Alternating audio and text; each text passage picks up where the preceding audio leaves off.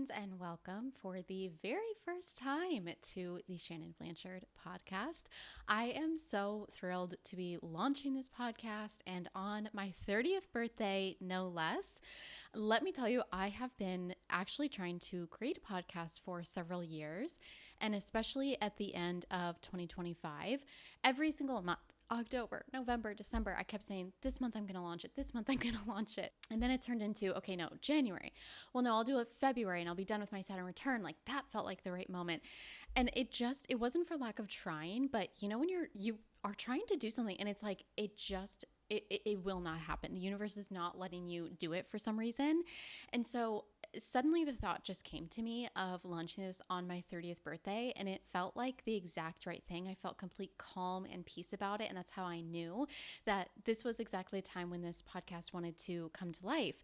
And I really believe that things happen in perfect timing, and it's funny because for as long as I've been wanting to get this podcast off the ground, I'm so glad that I didn't until now, because I will just say, like, the last year of my life, 29, has been one of the best years of my entire life, but not because of anything externally. Like, oh, I accomplished this, I did this, I went here. I would say in that realm, it actually felt very slow and stagnant. Like, shout out to my Saturn return, because it was so hard in that regard over the last year. But the interesting thing is I just met a completely new version of myself. And I think especially because I was going through so much stagnation and feeling very stuck in life, that I just met a deeper version of myself, and I feel more me than I ever have in my life before.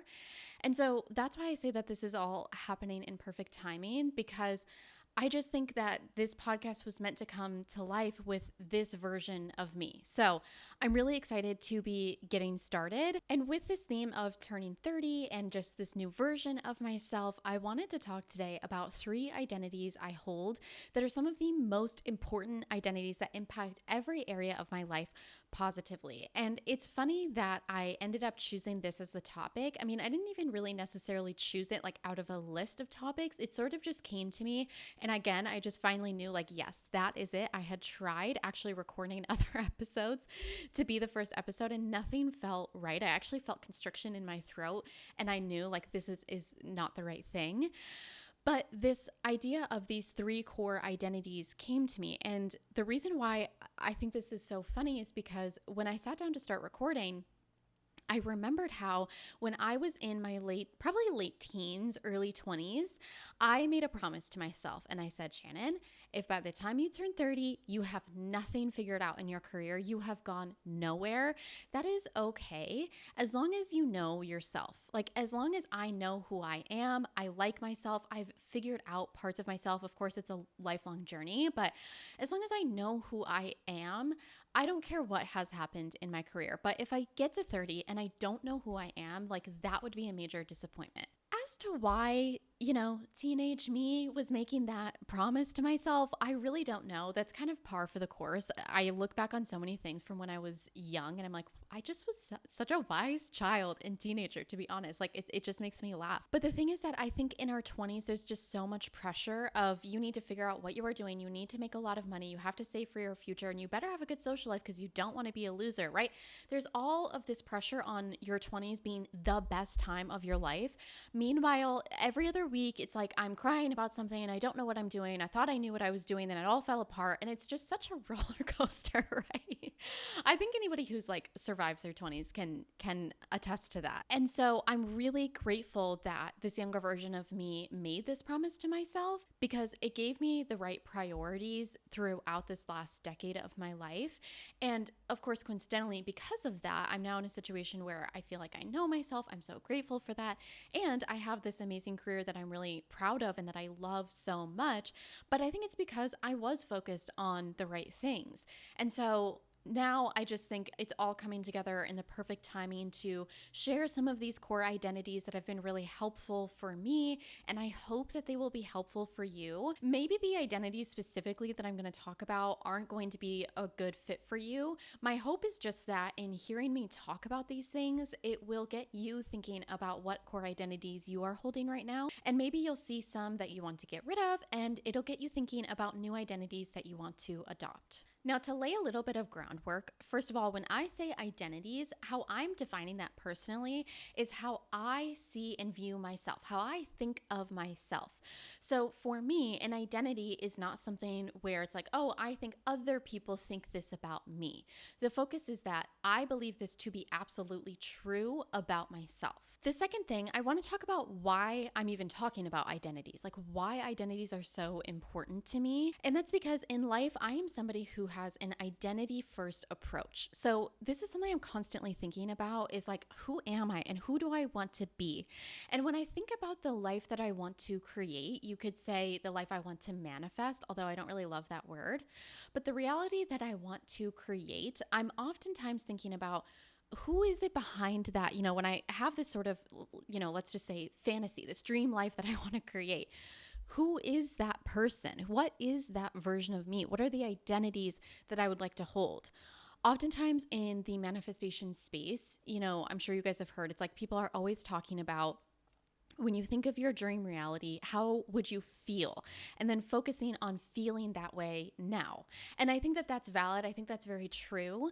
But to me, identities are just sort of a shortcut to creating the life that we want to create, because behind all of the things we want to have, the experiences, or even how we want to feel, it really comes down to who am I as a person and how do I define myself? So that's why identities are really important to me and why I'm really passionate about them. I'm about to dive into these 3 identities, and why I chose these 3 specifically is one, they're just the core identities that came to the surface for me when I was thinking about this and what I wanted to share. But the other thing, and I think that this is an aspect of it that will be helpful for you, is that these identities, when you hear them, you're going to be like, oh, that's really simple, but they are incredibly impactful. They truly impact every area of my life positively. And I think that that's an aspect of, again, when it comes to manifestation or creating your desired reality, I think it's really important to simplify things, because when something is too complicated, our brains are going to immediately reject it. So when you can find identities that are really simple, your brain can more easily just accept it right away as true. So I like to focus on them being simple and impactful and being, what's the word I'm looking for? Sort of like cross-impactful in every area of my life, not just one specific thing that I do. Now, the first identity I want to talk about today is I am innately capable of living out my destiny. Put differently, the way that I actually think about this practically is when it comes to the desires I have in my heart, like the things that I hope someday I could do that really excite me and light me up. I believe that I am the girl to get the job done. Like I am the one who's meant to do it, and I am innately capable of doing it. Now, part of why I think this is such an impactful identity to hold is because I think that part of the mechanics of the universe are such that we are born with and throughout our lives develop certain desires in our hearts, specifically so that we will act on them and bring them to fruition. So if you're familiar with my work or you've worked with me, you probably have heard me say, I believe that our desires are triggers for our destiny. That is something that I heard in meditation one day, actually.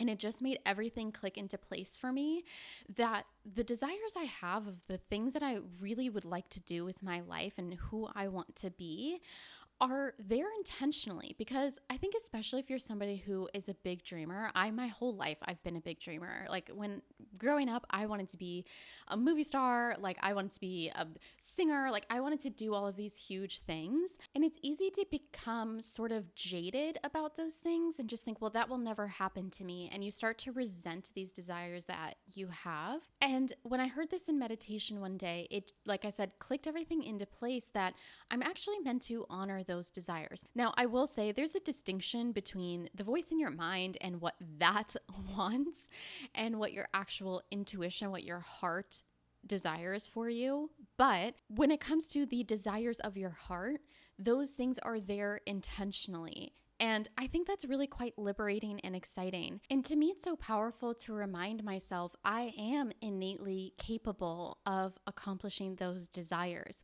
Because I think it's so easy to outsource everything, especially if you're a people pleaser, which I know so many other women have struggled with that. It's so easy to ask everyone else, like, what do you think about this? And what should I be doing? What do you think is best? Or even in business, we're constantly looking to other people in our field and questioning, well, what are they doing to get sales? What is their strategy for this? And how are they speaking? How often are they showing up? I mean, every single little thing I feel is just so easy for us to outsource.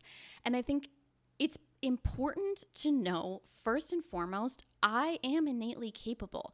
Now, when I recognize areas that I need help and I go to other people for help, obviously that's wise, that's a smart thing to do, but you do it from the place of the empowered place of, I am innately capable of doing this and figuring this out and accomplishing what I want to accomplish, compared to outsourcing or asking for other opinions or learning from somebody else from a place of lack, from a place of, I don't think that I know enough or I am enough to make this happen. Now, this identity specifically of I am innately capable of living out my destiny and the idea of listening to the desires in your heart is something I'm incredibly passionate about. I think it's something that is really part of my overall mission, especially with my business. If you're unfamiliar with what I do, I am a mentor to aspiring online entrepreneurs. So I help other young women start the business that really changes their lives.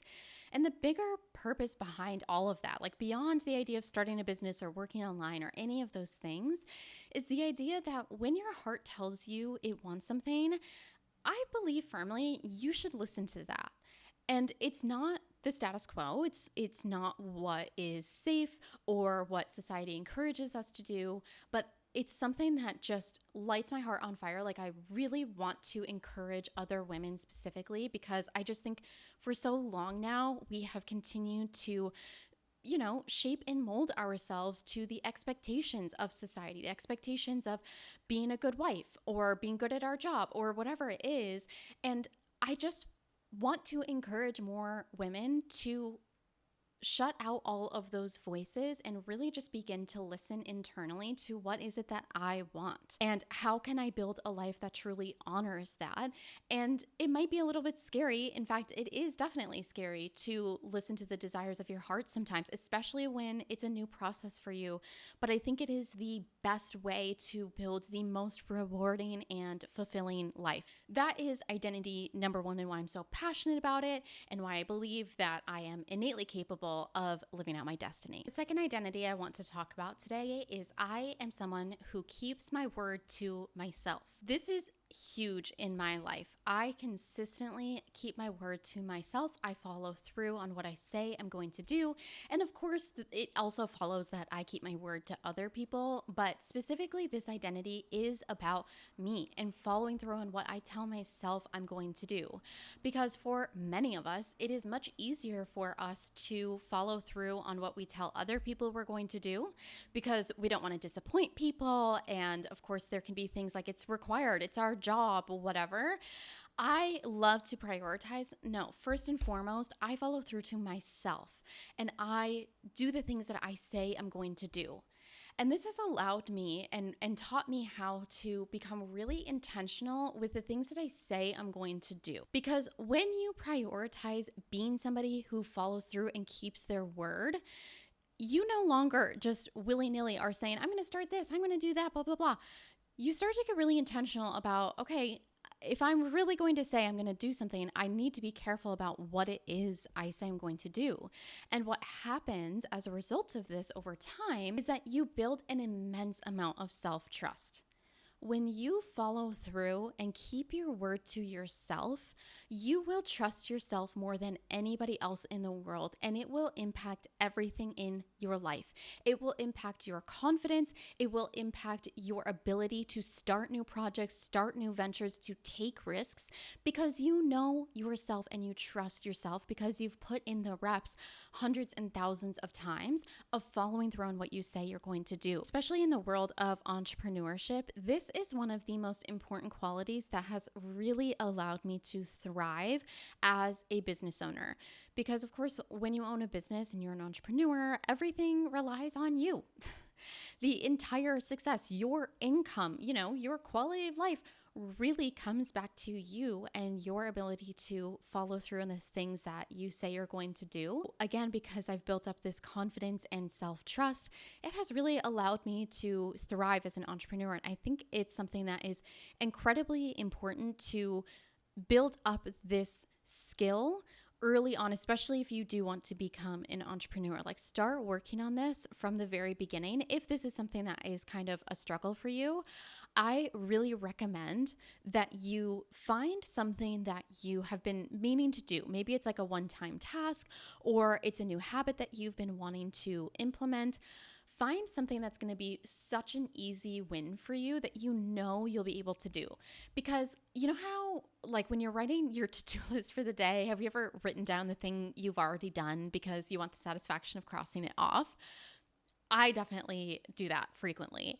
And it's the same idea here of, I recommend finding something that you know you will follow through and you know you will do, to create this positive association in your mind of, I said I'm going to do something and I followed through and I did it, and really start to build that trust on a very small scale and acknowledge the fact, like, I followed through, I did it, and continue to build from there. Now, the last thing that I will just say about this identity, and again, building up this identity and this skill within yourself, is not just starting small, but also starting with things that are really fun and enjoyable to you. If I had built the identity of, I keep my word to myself only on the basis of things that are really hard for me to follow through on, the areas that I have to be disciplined in that I don't want to be, it would be much harder for me to adopt this identity, and I would probably resent certain aspects of it.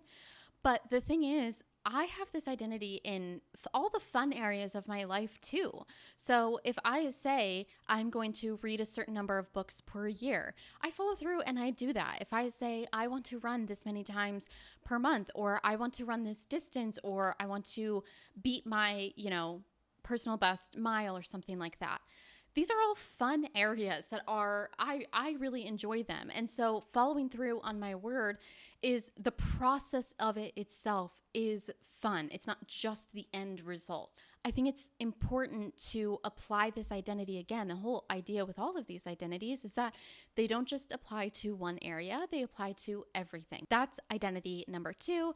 I am somebody who keeps my word to myself. Now, the third and final identity that I want to talk about today is, I am somebody who can be happy no matter what. Now, in my early 20s, across the ages of like 23, 24, 25, I was going through an extremely traumatic, stressful time in my life. It was very, very challenging.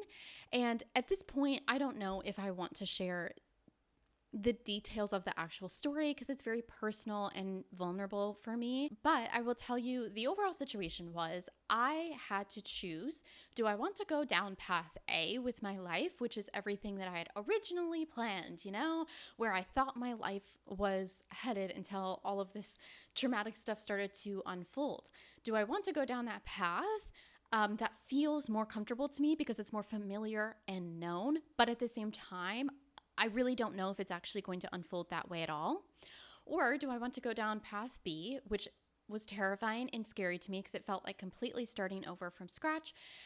It was going down a path of my life that I just did not envision for myself at all. And I was so stressed trying to make this decision in my life because I felt this pressure of, how do I know the right thing to do? I don't want to make the wrong decision. And it was a very big life decision that would impact other people and all of this stuff. And it took me a long time, like over 2 years, to make this decision. And all the while, like, my life is on hold because I am not moving forward and making a decision. So I felt all this pressure, and it was absolutely miserable and so challenging for me. I remember one night I actually Googled how to make a decision, which sounds sort of funny, but until you're in that situation where it's literally been years and you just can't choose, and you're like, I don't know what to do with my life, and I'm miserable and I'm broken, and it's just all of these things. I'm at this point where I'm Googling literally how to make a decision.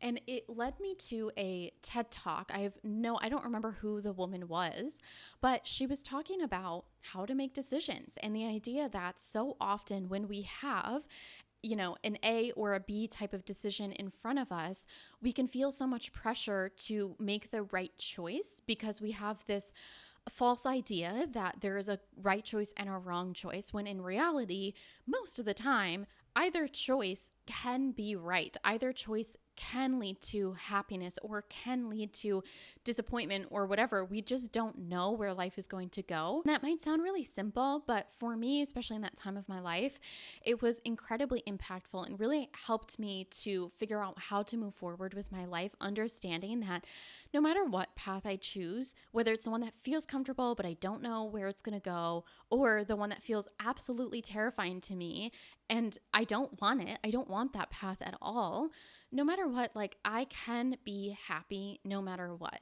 Now, at this point in my life, thankfully, I'm not having to make huge life decisions like that all that frequently, but learning that truth at a young age continues to impact me now, because when it comes to even really small things, like if my business is in a slow season or a launch failed or things are just not panning out the way that I wanted them to, because girl, like, of course these things happen, right? It's just true in life, but especially in business, right? Like if you've been in business for more than 6 months, you know that this is the case, that these dips and lulls can happen and it can be incredibly frustrating. But for me now, I'm just at a place where those things happen and they don't impact me. They don't affect me. They might be sort of like an annoyance to me, but the reality is I know no matter what, I can be happy. And if I were to give my business or anything else the ability to make me happy, like truly to make me happy, I'm necessarily also giving it the ability to make me deeply unhappy. And what I've learned is most important in life is to not give away your happiness to any person, to any circumstance, to a job, to money, to being in a relationship. None of those things should make you happy. You have to know that you can be happy on your own no matter the circumstances at any given time, and learning how to let go of the things that are upsetting us and just saying, at the end of the day, I can move on from this. I can be okay. And I would say this is another skill or identity that has really served me and supported me as an entrepreneur, because at the end of the day, when I'm having a really bad day at work, again, if it's a failed launch or something, I close my laptop and I move on with my life. I don't give up everything I have and become emotionally distressed because of an external circumstance. I know how to tap into the well that is within me of contentment and joy and happiness at any given moment. So to recap, the 3 identities I talked about today are: number 1, I am innately capable of living out my destiny. Number 2, I am somebody who keeps my word to myself. And number 3, I am somebody who can be happy no matter what. I hope that these identities were thought-provoking and helpful for you, and maybe encourage you to analyze what identities you are currently holding and any that you want to shift, that you want to change and transform. And who would you love to be, and how can you be that person now and view yourself as that person now? And if you made it all the way to the end of this episode, I just have to say again, thank you so much. Like I said, I'm so excited to be launching this podcast, and it just means so much to have people listen to this first episode.